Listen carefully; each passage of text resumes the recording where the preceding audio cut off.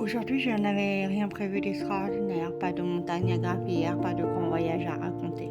Seulement une matinée avec mon petit-fils. Et parfois ces journées-là qui laissent les plus belles empreintes. Le temps a une drôle de façon de ralentir quand un enfant est près de vous. On oublie l'heure, on oublie les obligations. On redécouvre le monde à travers ses yeux. Un caillou devient un trésor, un éclat de rire devient une mélodie, une étreinte devient un refuge. Je suis sourde. Depuis longtemps, le monde me parvient autrement. Je n'entends pas toujours les mots. Je demande parfois de répéter. Je peux manquer une phrase, une voix ou même un bruit. Mais il y a une chose que ma surdité ne m'a jamais empêché d'entendre, l'amour.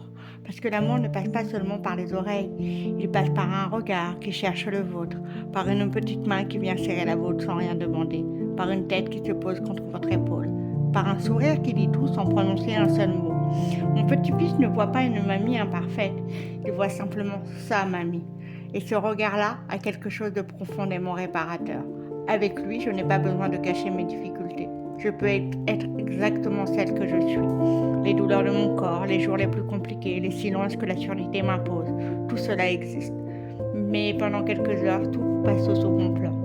Il ne reste que des instants simples, des câlins, des jeux, des sourires, des souvenirs qui se construisent sans faire de bruit.